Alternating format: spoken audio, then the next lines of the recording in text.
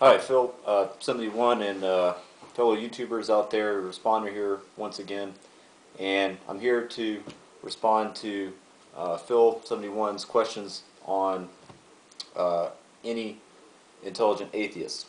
Okay, and first, Phil, I wanted to commend you for the manner in which you asked the questions, and that you are not antagonistic, and I truly believe that you're open-minded and willing to have an intelligent debate on the subject, and so I'll do my best to do the same and not be antagonistic in my responses. So to start out, I'm just going to introduce myself real quick, and then I'm going to go into answering the questions that were posed. First, I'm an agnostic atheist. I have been for 12 years. Prior to that, I was a born-again Christian. Surprisingly, very few Christians convert to atheism like I have, and so I believe that's due to a lot of the fear that's instilled in the Christian teachings, which has been addressed by some other people like myself. But just to go on, I was a devout Christian. I was born again, drank from the new wine, and believed in full faith that without any doubt that there was this Jesus that is the Son of God, and so forth, with all of the cliches. Over the years, mostly through dealing with other people, having an open mind, hearing what some of the people who had skeptical minds were asking, and asking some of those questions myself, and sort of going with asking the similar questions that you're asking. So I feel like that I have sort of been there, and I've asked these same questions, and I'm just going to go into some of the responses that I've put together just briefly. And it does appear that most of the questions you asked are sort of philosophical and dealing with subjects of creation and morality. And these are subjects that I have a deep interest in, particularly with morality. Okay, chance. Now, the first question that you asked, question number 1, refers to chance. Do atheists place chance in the place of God? Okay, while that may be partially true, for one thing, is that entirely false? Okay, first, what is chance? Let's go back to, has God ever been replaced by technology or by scientific discovery with humans? Has this ever occurred in the past? And I'm not going to bring up all the subjects of disease and problems with the Catholic Church and a lot of the things that we've heard a number of times, especially does the earth revolve around the sun, things like that. Are demons, the cause of leprosy and disease, or is sin the cause of disease? I'm not going to go into that. I think that science has shown that sin does not cause disease. Germs cause disease. Okay, but let's go back in time. Let's go back maybe 500, 600, maybe 1,000 years ago, and look at an earthquake. Okay, 1,000 years ago,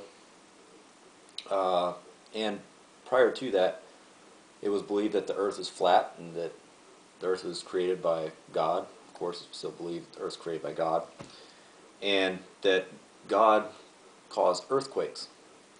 If I told you that an earthquake was caused by chance, am I incorrect? Well, I may not be completely correct that chance causes an earthquake, but I am more correct to say that God does not cause earthquakes. So chance does not maybe replaces God if I say that an earthquake is a result of chance and not by God. So maybe it does replace that, but chance in itself is not an accurate description of what causes earthquakes. Of course, now we know that it's the Earth is round, and plate tectonics play a part in that. You know, with molten lava, you know, and so forth going on underneath the surface that we now know from science. So it has happened that science has replaced religious belief.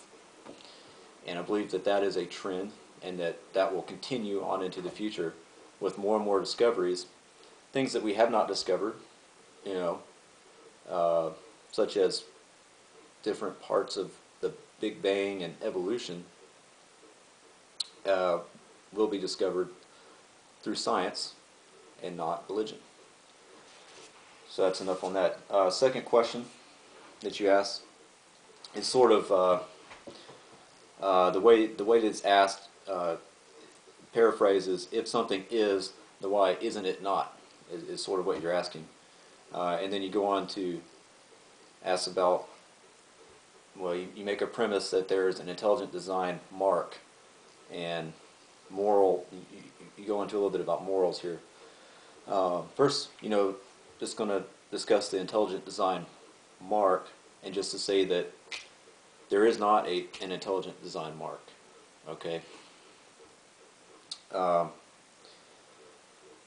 So it's to say that if, you know, the intelligent design thing that I've heard before is sort of, if something is so intricate, you know, if this glass is so intricately designed, or human creation is so complex, and, you know, a sunset is very beautiful, isn't that the mark of God? Well, no, I do not take the leap to say that something is complex, I cannot recreate it, and therefore it's God.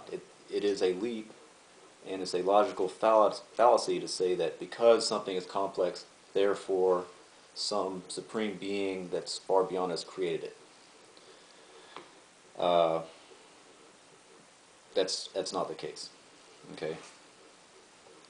Third question: where do you get your morals from? Where do we get our morals from? Okay. And that's a good question. That's a valid question. And first I'll start out to say that humans are social animals. Okay. And morals come from society. They come from secular society. Some morals come from religion. Some morals come from laws. They come from previous civilizations, previous discoveries of society, and they come from what the society agrees upon.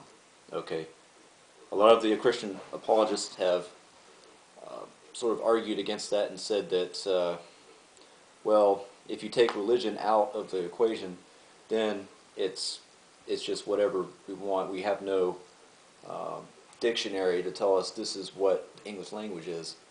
It's sort of, everything just sort of is free for all, and whatever feels good, do it, and we're going to revert back to killing each other, and because society says that's good, you know, and bestiality and all these other things, and, you know, usually throw in homosexuality in there, and, you know, it's just going to be chaos. There's no religion. I don't believe that anymore. Okay, that is far from the truth. That society would not have morals without religion. I don't believe it. And there is evidence, and I don't like to use logical fallacies, such as, you know, 90% of the top tier scientists in the country are atheists, and I don't think that they have poor morals. Or that, you know, you look at the prison population, very low percentage of the prison population atheist compared to the percentage of the population of the United States. So you look at somewhere around 8 to 14% of the population of the United States, depending on the source, is atheist. And you look at prison population, 0.008%, or somewhere around there, atheists. You look at marriage, look at divorce rate among atheists, very low compared to the divorce rate of born-again Christians.